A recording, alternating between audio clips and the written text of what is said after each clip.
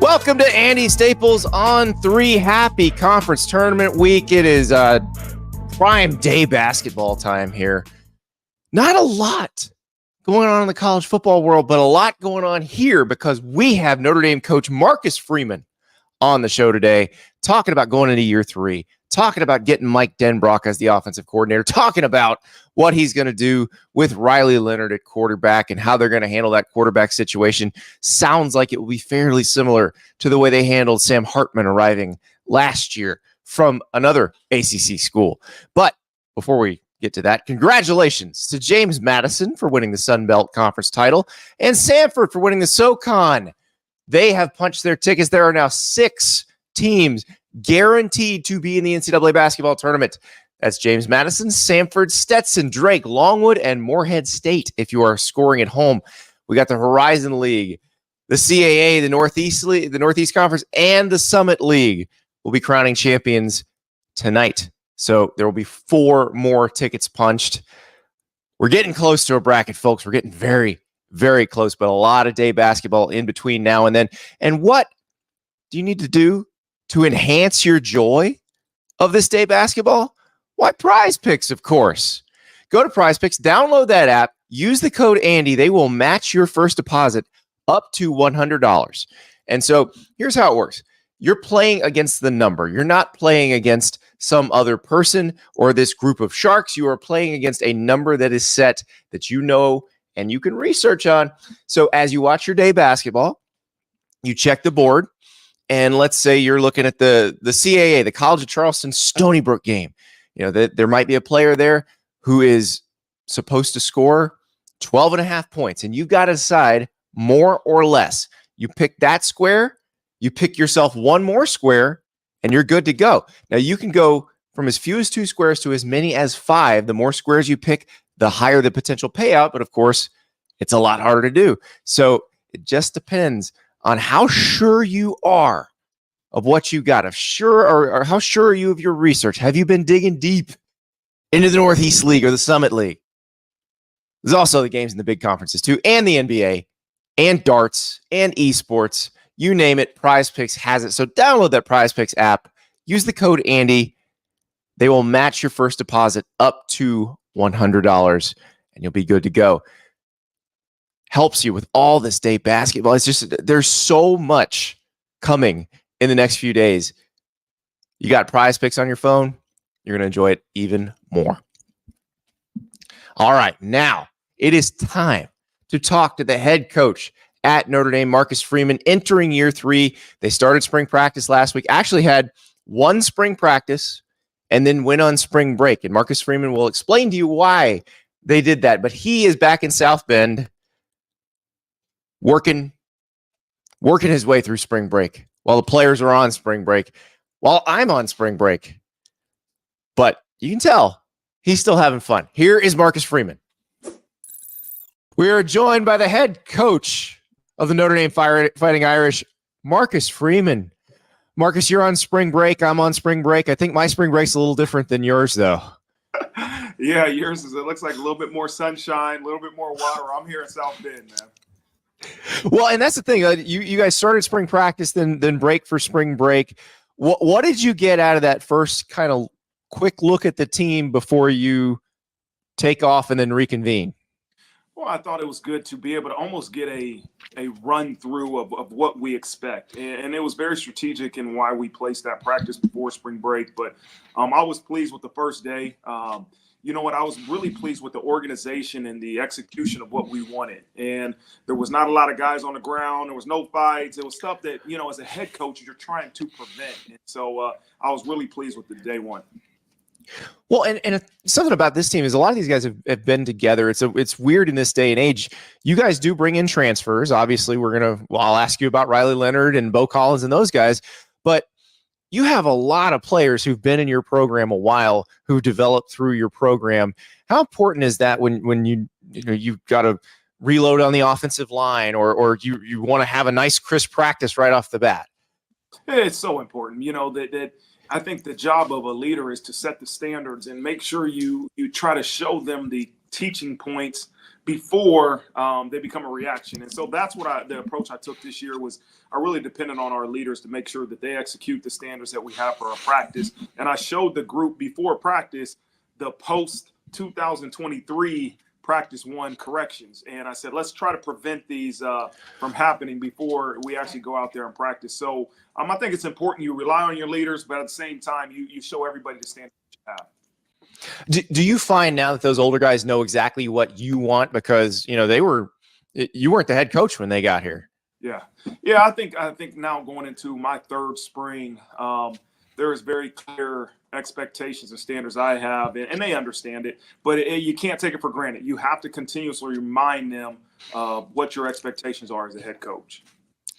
Well, and you've got a new tone setter. So Lauren Landau's your new strength coach. And I've always said that the strength coach is probably the second most important person in a college football organization behind the head coach because they spend the most time with the players. So how did you decide on Lauren Landau, who'd been with the Broncos, but he'd also been in private practice training UFC fighters and Olympians and everything else? Well, his name was given to me by multiple people that I respect in college and NFL football. And he was one of the many people that we interviewed. And so myself, we had a team of a couple people that we kind of went through this interview process of talking to a couple guys on Zooms and then kind of funnel it down to some on-campus interviews. And Coach Landau was the guy that we ultimately decided this is the one we want to lead our program. And the impacts he's made in these 3 months have been tremendous. And I've said this before, again, squat versus leg press versus lunge versus bench versus all those different things I'm not a professional in. But what I am a professional in is recognizing belief and the belief that our players have in what Coach Landau's doing, and the kind of the translation to what is being shown on the field has been tremendous. And he's big into the science piece of it. And how important was it that he fit in with everything else you're doing in terms of nutrition and psychology and just the sports science aspect of it? Yeah, we have an elite sports performance team, and it was important that whoever we hired was able to embrace that, was able to include those people in discussions of what's best for our players on an individual and groups level. And so he's huge in it, right? And he studies the science. But what was impressive for me was that he's done the team setting, but he also knows how to individualize workouts to get the output that you want from an individual. And so that was important for me. And he's been tremendous in working with our high sports performance staff. He probably thinks it's crazy how much time he gets to spend with the players because the NFL strength coaches don't get anywhere near that amount of time. Yeah, it is definitely a mixture of what he did in the NFL, but then he has a lot more time to spend with the players when he was in that private sector. So it's a mixture, as he told me. So another new member of the staff who's not new to Notre Dame is Mike Denbrock. So back for his third time in South Bend. You guys worked together in Cincinnati. He obviously coached the Heisman Trophy winner Jayden Daniels last year at LSU. What was it about Mike that made you want to get him back there, and what about Notre Dame made him decide to come back? It was a guy that as soon as Jared Parker decided to take the Troy head coaching job, that he was number one on my list, right? And I was able to kind of look through the top offensive coordinators in college, NFL that I believe would fit here at Notre Dame. And Mike Denbrock was at the top. And then our familiarity of knowing each other from working with each other at Cincinnati for 3 years or 4 years was tremendous. And so I knew if I could get Coach Denbrock to come here and to really lead our offense, that we would have a lot of success on that side of the ball. And so I'm pleased with everything he's done and implemented here for sure. I saw you said the other day that you went into his meeting room and you'd forgotten just how competitive he is. What was that like on that staff with you and Mike Denbrock and Luke Fickell, who as the head coach? I mean, that's a bunch of really competitive dudes in one place. No doubt. Every day me and Denbrock used to go against each other, and that was on game day, we're all together. But when you talk about the offensive defensive coordinators, are fierce battles every single day. And it's awesome being a head coach because now we're not going against each other, right? And that I get to support him in his efforts. But he is a competitive person. He is a great leader. That's the thing that I loved about being in his meetings and watching him lead on the practice field. He's an ultimate leader. Who talked more trash, you or him? back then? Hey, listen, we gave it to each other back to back. He was not going to back down from this young defensive coordinator that thought he knew everything. He made sure to give it right back to me. And, that's something you appreciate, man. That competition makes us all better. So you bring in Riley Leonard at quarterback from Duke. You obviously played against him last year and know exactly what he's about, but you've got Steve Angeli, you've got young Mr. Carr, who just got there as a freshman. You did this last year with Sam Hartman, where you had the transfer who comes in and a group of quarterbacks you recruited out of high school. Is it going to work in a kind of a similar fashion in the spring? Yeah, listen, I truly believe in that competition really brings out the best in everyone. And that's why I made this decision. One, because at any point, the transfer portal is going to open here soon and that somebody might decide to leave. And I wanted to guarantee it. We at least have 3 quarterbacks on scholarship in case somebody did leave. But 2 was the ability to make sure we create competition. If we're going to find somebody, we're going to get the one that we feel is the best fit, but also the best player that's out there. And so I look forward to the competition that you'll see in the spring. And then I know as the head coach of going through this last year that you have to name a starter, right? I don't want to take this thing all the way into fall camp, and I'll be excited to see how this competition unfolds with all 4 of the quarterbacks that we have, and then we'll name a starter and we'll move forward going for the spring. And what made you decide that? Because you did that last year, and it was very definitive when you named Sam the starter. How did you decide? Okay, I've got to do this at this point rather than push it into the fall. Yeah, I think when there's a clear-cut starter, you name him, right, and I think I was able to do that last year once we got through spring, with Sam. And so I would foresee the same thing happening here is let's have a very objective competition and make sure that we are utilizing the grades, very clear on our expectations and meetings and honesty. And then at some point after the spring, be able to name a starter for the fall. Now, between returning guys and guys that are doing some other things, you're going to have a pretty full house at receiver in the fall. But right now you've got, Bo Collins, who's coming in from Clemson, who's still a Clemson student. I've never heard of this before, but so he's at your practices observing, but he's finishing up his coursework at Clemson this spring.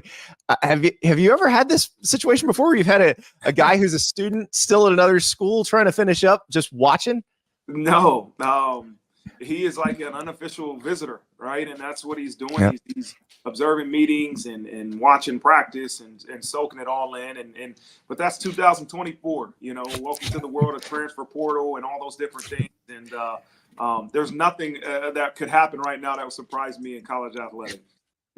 It is amazing. And the other thing is Jordan Faison, who came on really strong as a freshman in the second half of last season. He's a middie on the lacrosse team. Like, how do you handle that with the other coaches? I know you got a baseball player too, but when you have a guy who's great at 2 sports, how do you handle dealing with the time management and the other coaches in the athletic department? Well, I think it all starts with the player, right? And what do you want? Yep. Do you want to be a guy that's truly playing lacrosse or playing football or doing them both?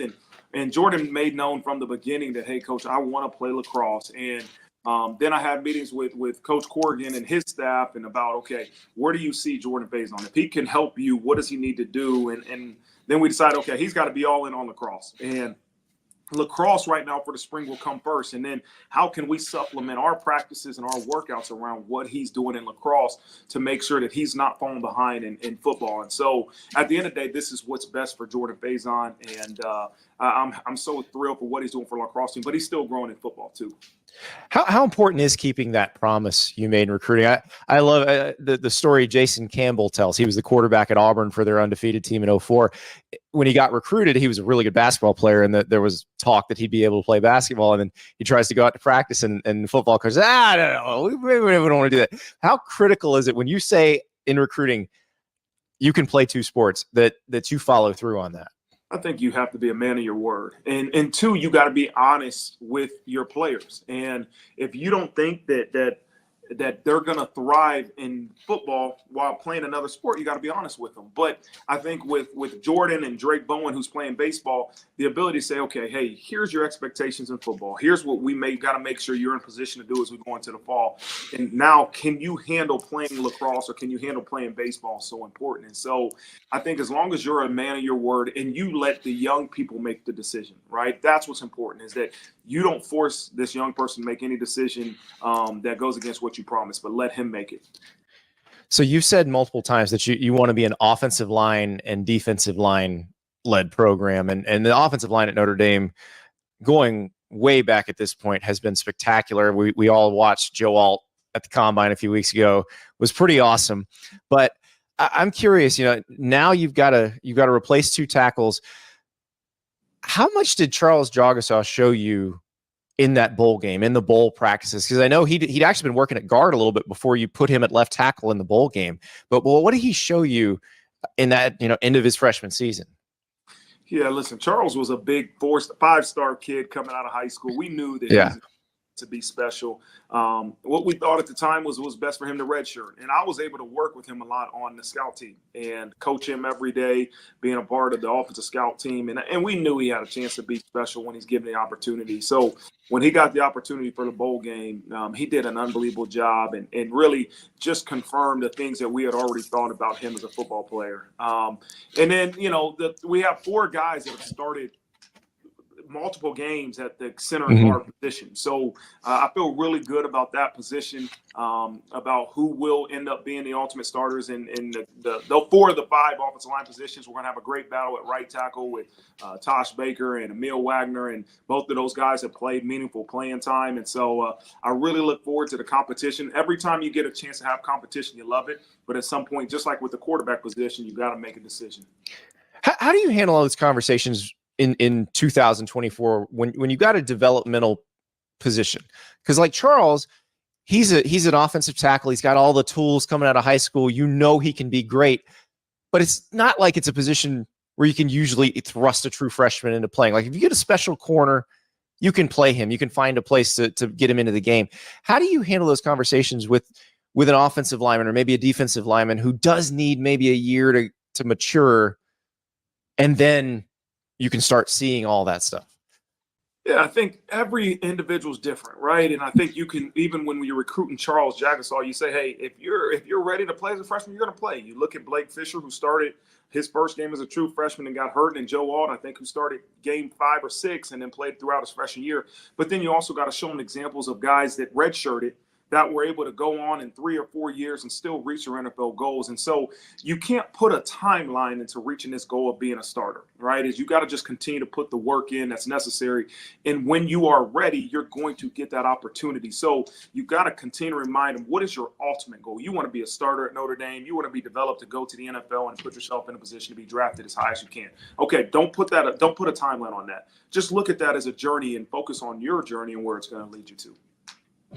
And so I talked to you a couple of days after that Ohio State game. You were talking about what you'd learned through that process, that last snap, and how you'd make sure that part never happened again. Where do you feel like you are in your development as a head coach? Because you're still very young in your career as a head coach. What do you feel like you've learned these first 2 years? There's no substitute for experience, right? And I hope when we're having another Zoom or podcast here next year that I'm saying I'm a much better head coach going into year 4 than I was year 3. And that's the thing, like when you stop growing, there is no finish line for me. And I'm speaking for myself. There is never a finish line where you say, I've got it. I'm there. I've said, I know exactly what it's going to take. For me, it's how can I consistently grow, challenge myself to make those sacrifices and those choices that it takes to be a better individual first, right? And that's my challenge for everybody in this program is let's find ways to be the best version of ourselves. And that's going to take sacrifice. For coaches, the same things we tell our players they have to do. And if we are better individuals, we're going to become better leaders and better coaches. And that to me is what I'm challenging myself with. So am I better in going into year 3 than year 1 and 2? Absolutely. But I'm far away from where I want to be.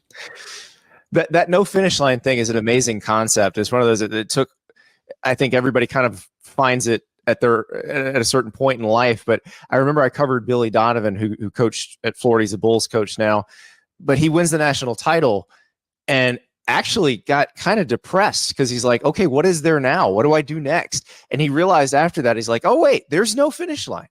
You just keep on going. So at what point in your life did you come to that realization that, hey, I'm not coaching or working towards some endpoint here, that this is always going to grow and evolve? Well, I think I started to look at myself as a player, and all you dreamed about was making the NFL. I was a 5th round draft pick, and it's like, okay, you did that, and now what? And what's next for you? Then you become a coach, and okay, I just can't wait to become a position coach or a coordinator. And every time you get that opportunity, you're like, oh, okay, you just continue to work. If you would have told me 10 years ago you would be the head coach at Notre Dame at 35 years old, I would have been like, there's no way. That's the ultimate. That's the end line. And then you become the head coach and you go, okay, now the work continues to be there. So there is no finish line. There is no, once you become a national champion head coach or you lead a program to this certain level that you've arrived. It's just that's this constant growth, this constant chase for improvement, to me, is what makes leaders exceptional. And that's something that I'm going to continue to try to do.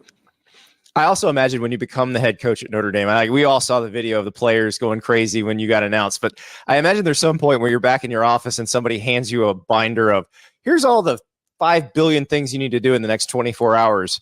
I imagine then you realize, but I didn't hit the finish line yet either. Yeah, there's no playbook for this thing, right? And no really explain to you all the expectations and demands of a head coach, but you got to be able to have people around you that can help you.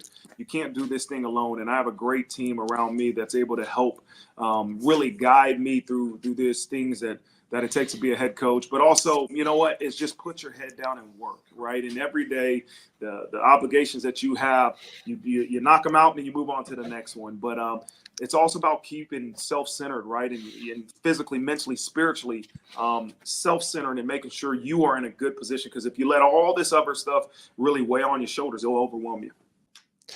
Well, it seems like you are handling it very gracefully, Marcus. And I hope you enjoy the rest of your spring break as much as I'm going to enjoy mine. I'll try to find a way to, Andy, but I don't know if it's going to be as good as yours, brother. All right, I'm going to go catch some fish. Marcus, thank you so much. I appreciate it. All right, man. Good to see you.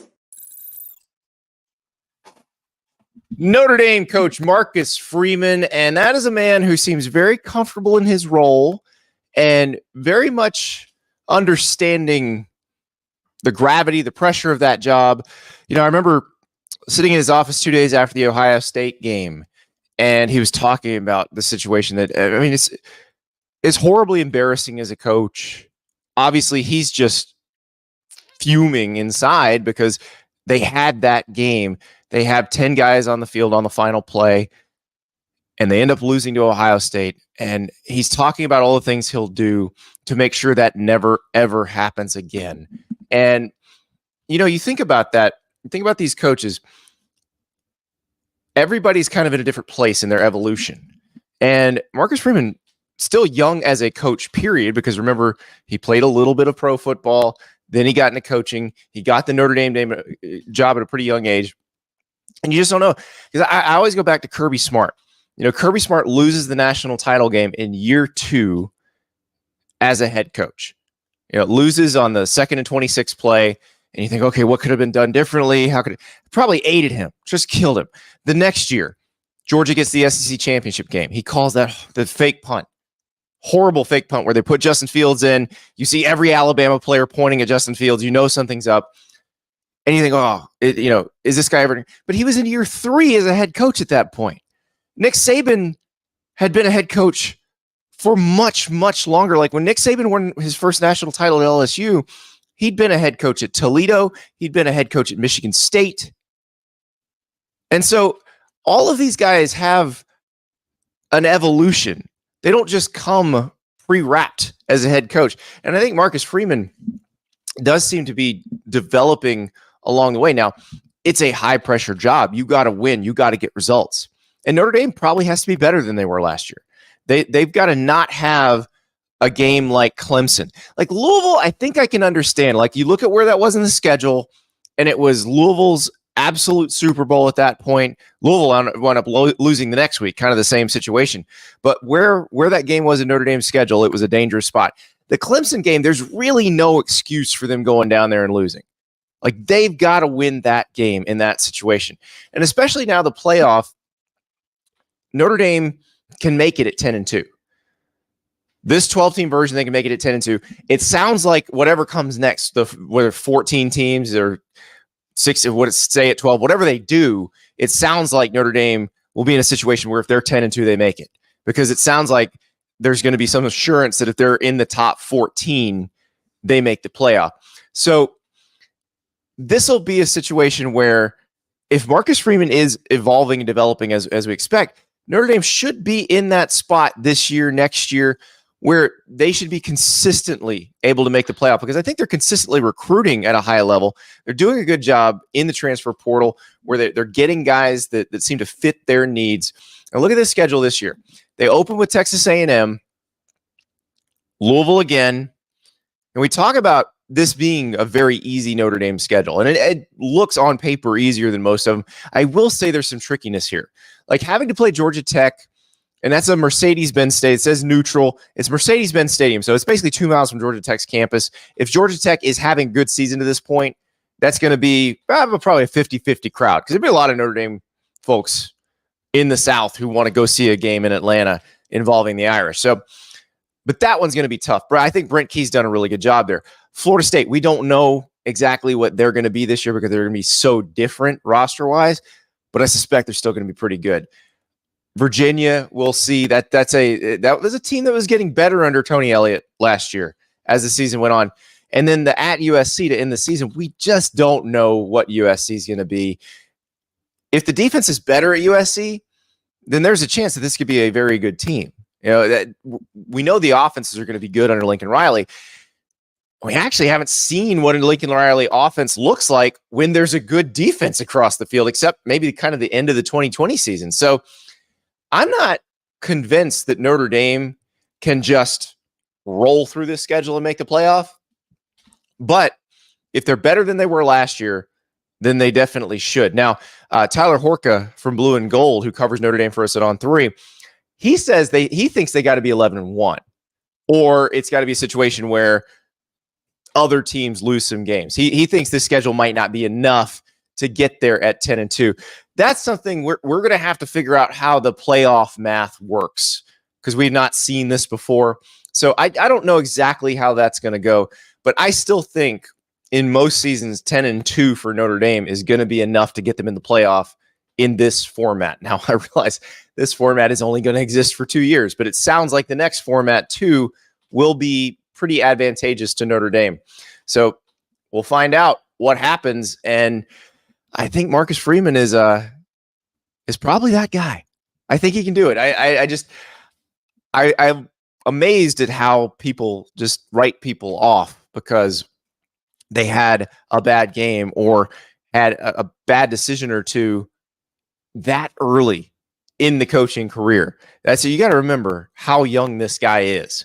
And no, I mean, he's not quite matched Brian Kelly yet, but we'll see, because Brian Kelly really took off in year 3 at Notre Dame. And that was the year they went 12-0, made the BCS title game and lost to Alabama. Now, obviously, he took over a little different situation than Marcus Freeman took over. What Brian Kelly took over from Charlie Weiss was not nearly as good as what Marcus Freeman took over from Brian Kelly. But we shall see in year 3. Now, he's also got Brian Kelly's former offensive coordinator. So we'll see what happens with Notre Dame.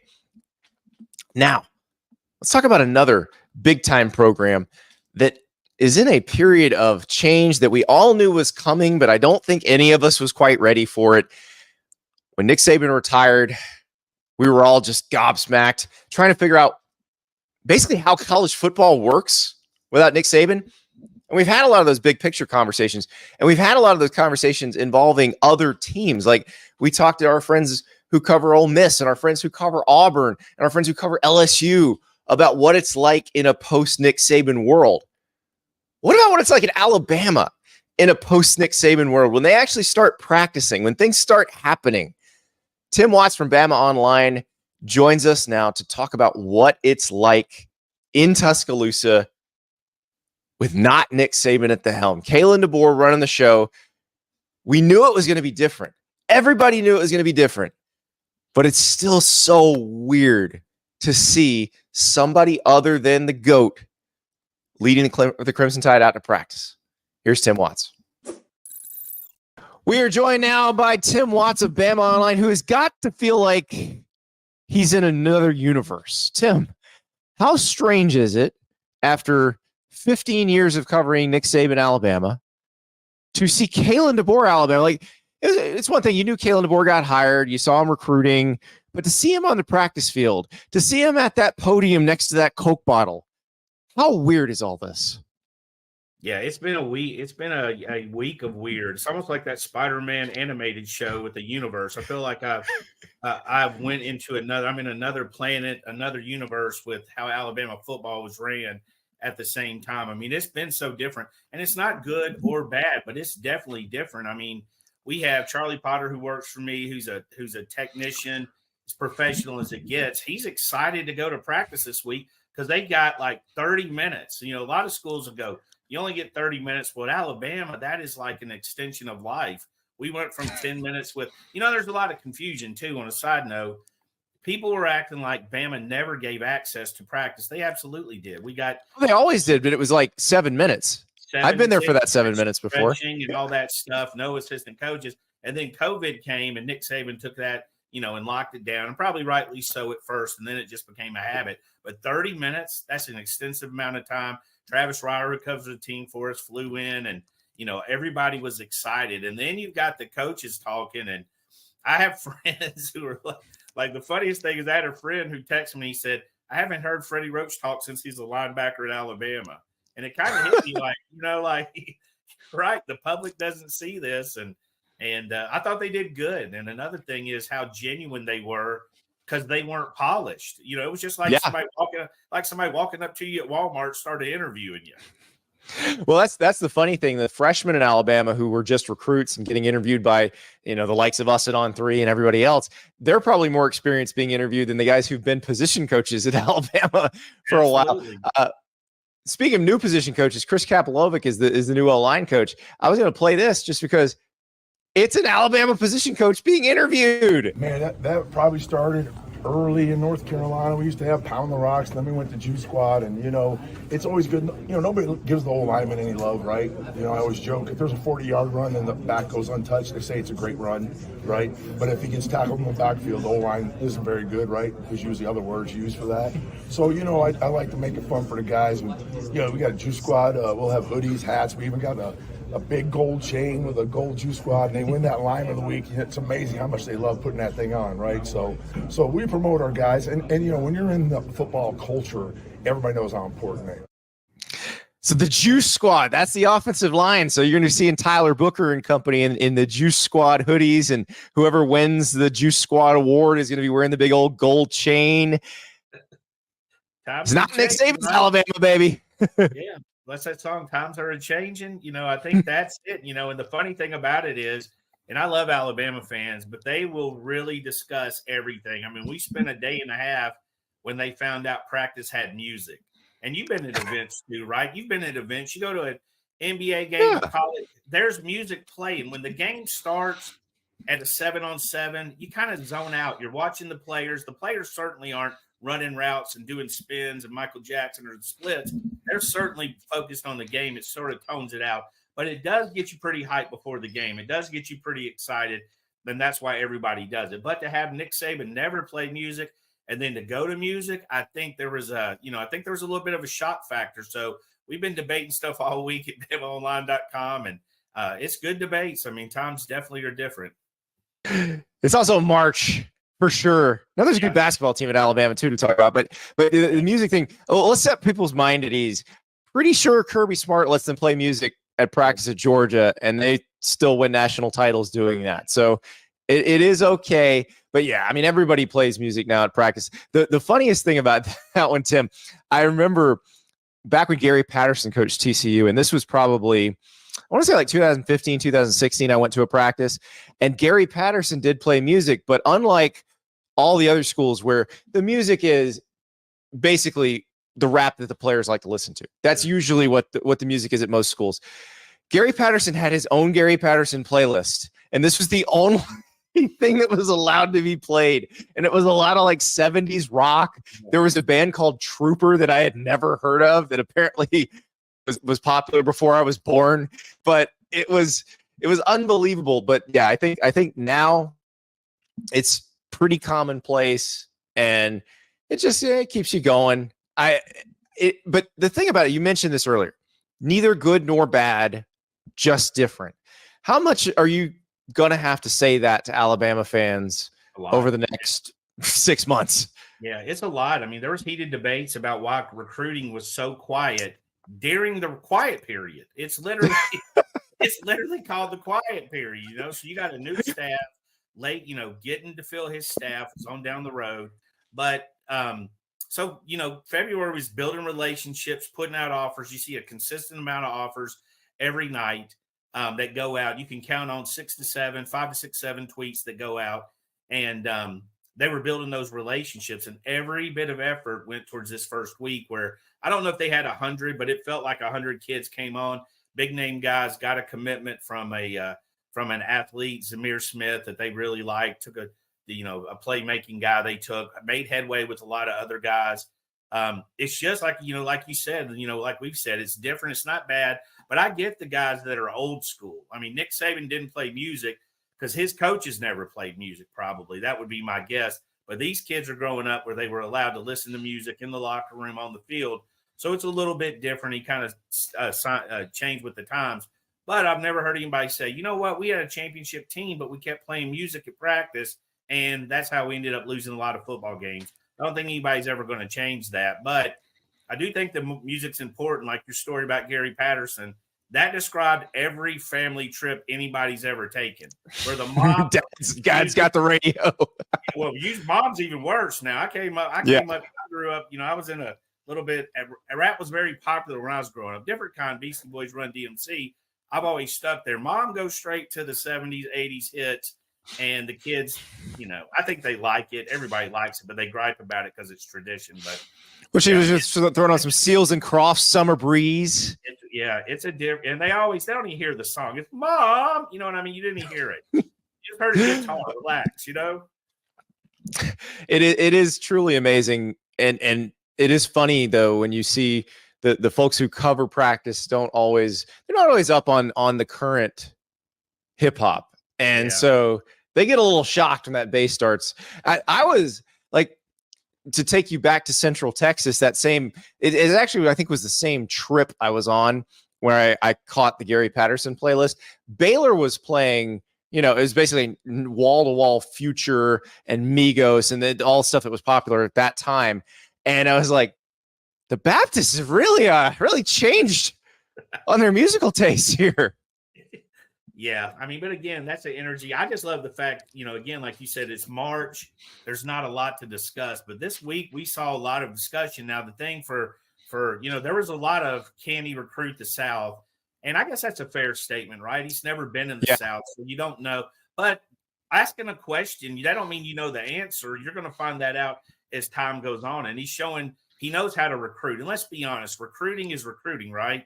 If you know how to recruit, you can recruit. You build relationships. You sell your program. It's like a single guy. A guy that knows how to get girls can get a girl in Colombia, Venezuela, or Alabama. He knows how to talk. I think Kalen DeBoer and this staff is like that single guy. And in the SEC, they all recruit like single guys, right?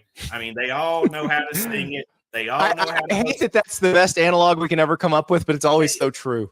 It is. I mean, Kirby Smart knows how to host a first date. Kalen DeBoer does, and you're in a conference with people who put a lot of effort. They put so much effort in it. They're banning, cookie cakes. You know what I mean? When you're banning cookie cakes, what's this world? They banned cream cheese, and now they're banning cookie cakes.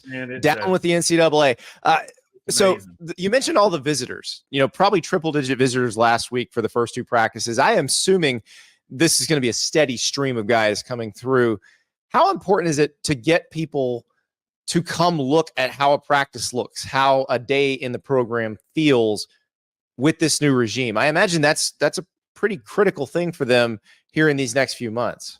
Oh, I think for sure. I mean, you build a relationship. And when you saw those guys talk, Freddie Roach and Mo Lindquist and Shepard, those guys, they all the coaches have done extremely well. You can see they've got a good personality. So getting them on the phone and working them, now you got to get them onto campus to see, because, hey, Juju Lewis, one of the top quarterbacks in the country came. He's been to Tuscaloosa enough. He knows his way around that campus, but he got to see that offense in action, right?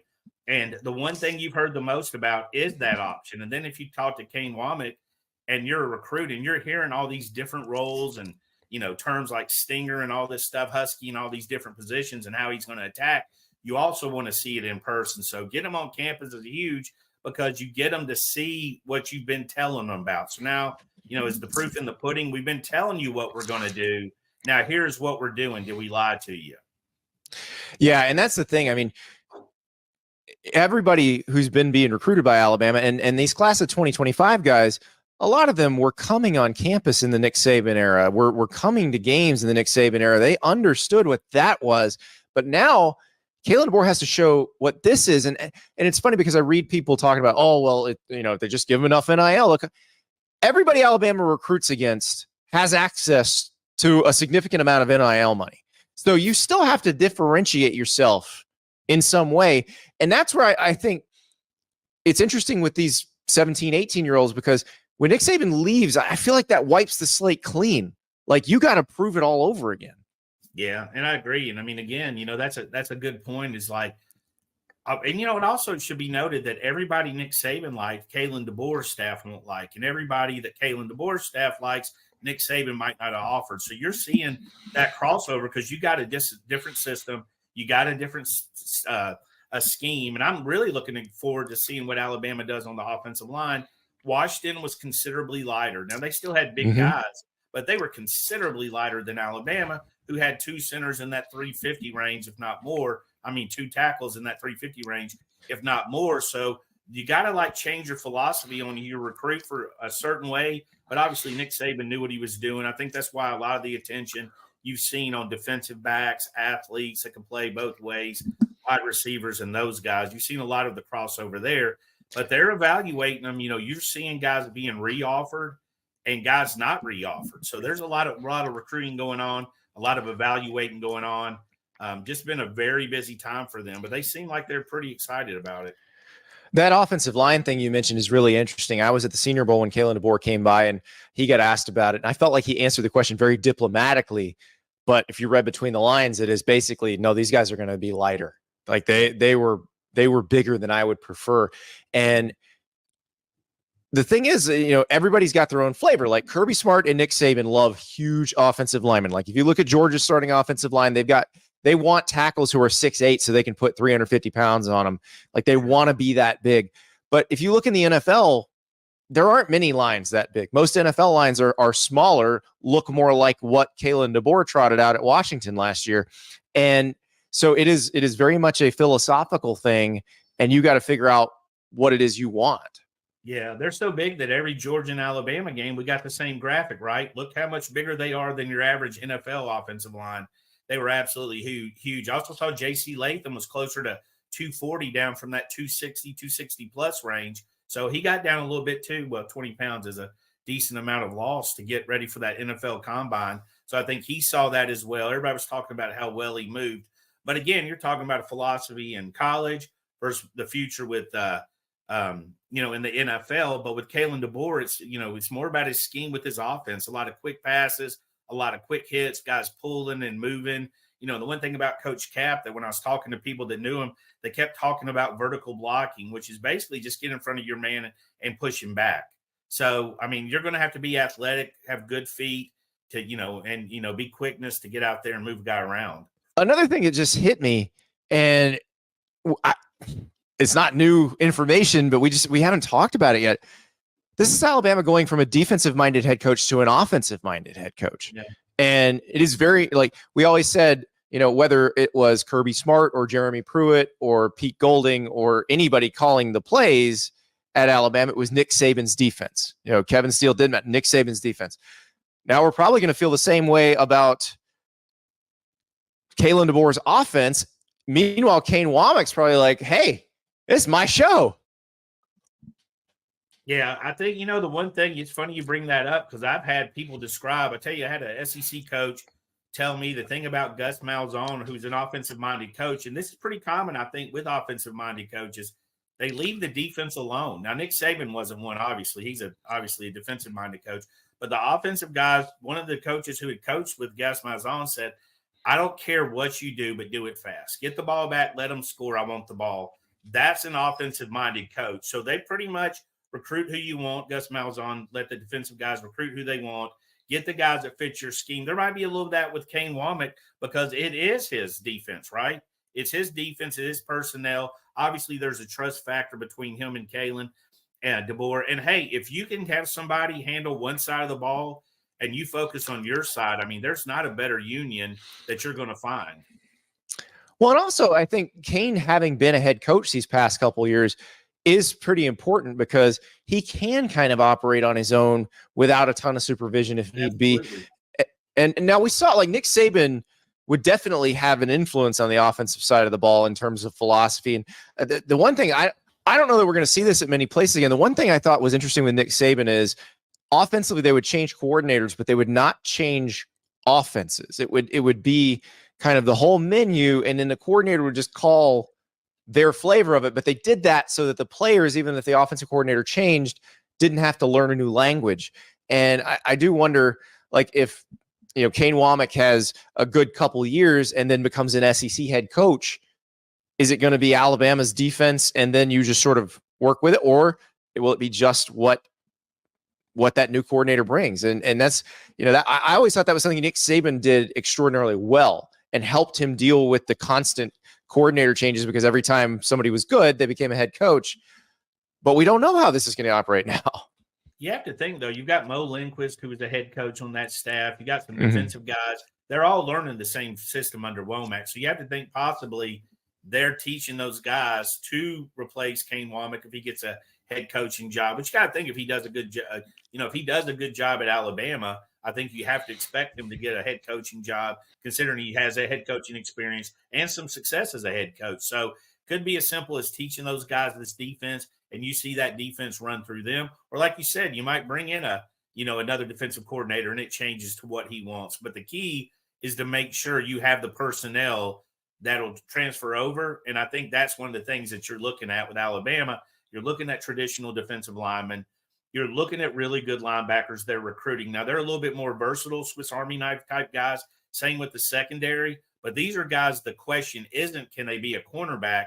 It's, are they a cornerback? Are they a safety? Are they a nickel? Are they a slot guy? The last commitment, Zamir Smith, was basically referred to as a field corner, somebody that can bounce around, almost like a rover in my mind in softball. He can just bounce around where he wants to, find mismatches, and, take a turnover and turn it into instant offense. So the personnel, just like Saban left it for Kalen DeBoer, I think that Kane Womack will have the right personnel there if that happens in the future. So you mentioned even the little thing, like music at practice sends the message boards into a tizzy, and you get debates for a day and a half. How nervous is the fan base still about the unknown, the newness, the how's this all going to look? It'd help if they could remember 1 year to the next. I mean, that's the thing that's kind of funny to me. I mean, seriously, it's like every year it's like Groundhog's Year, except for it's for the whole year for us. I mean, after signing day, on Wednesday, they have the big meeting. They have the signing day. They meet with the Red Elephant Club. We saw an offensive coordinator announce he's the offensive coordinator at Alabama and was gone Friday.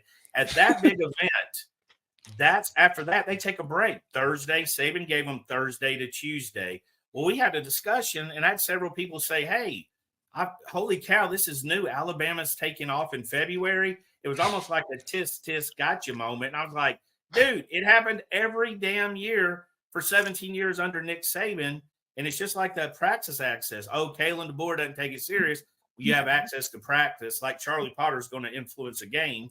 You know what I mean? But Nick Saban did it as well. So it would really help calm the nerves if they would remember 1 year to the next. And I'm kidding, but I'm also kind of serious. There's a lot of people. No, I don't. You're not kidding. And it is interesting. And it's also, here's the thing. If they lose 2-3 games this year, it's going to be the music at practice's fault. It's going to be the access to spring practice. It's going to be the interviewing position coaches. If let's say they have a great season and it looks just like it always did under Nick Saban, it's be like, hey, this is great. Yeah. New and different. Viva la difference. That's all it'll be. But Kalen DeBoer is just going to have to rise or fall on his own merit. And, I just can't imagine the pressure because, we've talked about what that job is and how built up those expectations are, and nothing short of perfection is going to be good enough. So he's got to figure out how he's got to handle when it's not perfect. And God, look, these SEC schedules, nobody's going to be perfect, I don't think. Well, the thing about it is I'm not sure he can really win over the naysayers, so to speak. I mean, if he has success this year, how much is it going to be given to Saban? I imagine by the people that are skeptics that they'll still give to Saban. Obviously, Saban left a great roster, but, I refer back to that because I thought, in recruiting, that there's people that were convinced he couldn't recruit. So when he got Ryan Williams, you would have thought, hey, that's a pretty big deal, right? That is a pretty big deal. Biggest wide receiver since Julio Jones, maybe the biggest in-state recruit since Julio Jones, a big deal. And they kind of wrote that off. And then he got the other transfers. Well, then he got Keon Saab, and there were still people wondering, can he recruit? And I was like, well, Keon Saab is a national portal entry. He could have went to dozens and dozens of school. Now, I will say he got a big advantage when he flipped Antonio Coleman from Auburn. So he drew some naysayers. I'm saying that too much, but he drew some doubters interest when he did that. So I think it's picking up a little bit, but you're always going to have your doubters. And I mean, it's Nick Saban and to rattle on, this happened with Bear Bryant, right? I remember Saban had won 2 national championships when the debate started, who's the greatest Alabama coach? And it kept going. I think it's still pretty debated, and it's a good debate. I mean, it's 2 fantastic coaches in different eras. Yeah, I think that I should view them differently. I will say the before I let you go, one other funny thing, we played this clip last week and I laughed so hard the first time I listened to it. The other people who have to be trained, other than the fan base, the reporters who cover the team, they have to learn it's okay to ask depth chart questions. Now, listen to the defensiveness in the question, and then listen to Kalen DeBoer's answer. Yeah, you talk about depth chart and different stuff. Obviously, I'm not asking for a depth chart, but you have players. I mean, you sat next to Jalen Milroe at the basketball game. Is that your guy going into it, or do you clean slate every year with every position?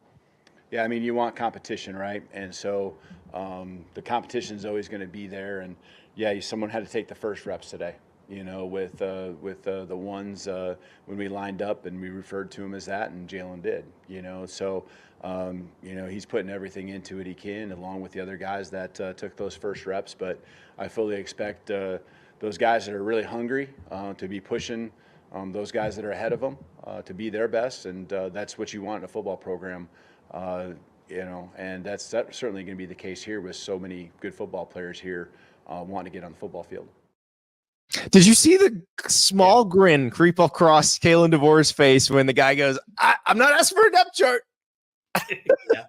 Yeah, there's going to be a lot. I mean, it is a lot to learn. I mean, I was surprised all week because somewhere in my mind, I thought the only access to the assistant coaches was Wednesday or Tuesday when they had the media open. But, Friday, Charlie Potter was dropping new interviews, and I was kind of like, what the heck's going on? Then we saw, Coach Cap, and I was like, are they talking to everybody? Like, it's chaos. It's out of my hands. It's one of those moments that it's wild. But it was a very interesting week, not just recruiting, but team. And like you said, and, I kind of envisioned like that gate being shut when the media could go in.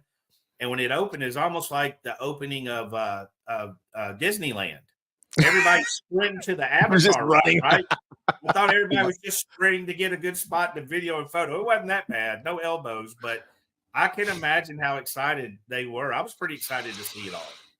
Well, it is a brave new world in Tuscaloosa, and we're going to pick apart every little part of it, and I'm going to love it. Tim, thank you so much. Absolutely. Anytime, Andy.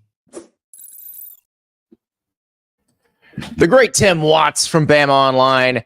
Yeah, things are different in Tuscaloosa now. Things are different everywhere. Let's give an example. So in the news here on Tuesday morning, Pete Thamel from ESPN has a story. He talked to Drew Pyne, former Notre Dame quarterback, former Arizona State quarterback. Remember, Drew Pyne was a starter at Notre Dame after Tyler Buckner got hurt in 2022. Yes. Okay.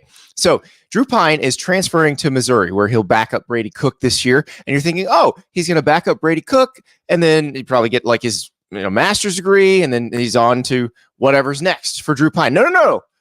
Drew Pyne has 3 seasons of eligibility remaining. So if you were curious about how the math works, here's how that works. Drew Pyne was a member of the class of 2020. So yes, he is going into season number 5 of college football, but is somehow only a sophomore. Here's how it goes. 2020 COVID year does not count. Does not count toward any eligibility at all. 2021, that's his redshirt year. 2022, redshirt freshman year at Notre Dame. He goes to Arizona State. He gets hurt at Arizona State in September. Applies for a medical redshirt. Looks like he's going to get it. So now he is entering year 5 of college football, essentially as a redshirt sophomore at Missouri. So Drew Pyne, congratulations. You are going to be a Van Wilder. I hope you can get a doctorate while you're still playing college football. I think that would be awesome. I love it. I think Brady White, former Memphis quarterback, did that. You're going to be on pace to do that. So congratulations to Drew Pyne, and good luck on your PhD. And thanks to everybody for watching. We got a big show for you tomorrow. Jared Ivey, Ole Miss defensive end and fellow YouTuber. He's got a hell of a show. You guys are going to love watching that one, and you're going to love our interview with Jared Ivey. We're also scheduled to be joined by Florida Atlantic coach Tom Herman. That's right, former Texas and Houston coach Tom Herman, now coaching the Owls in Boca. Going to be a fun show. A lot of day basketball coming up. Enjoy. We'll talk to you tomorrow.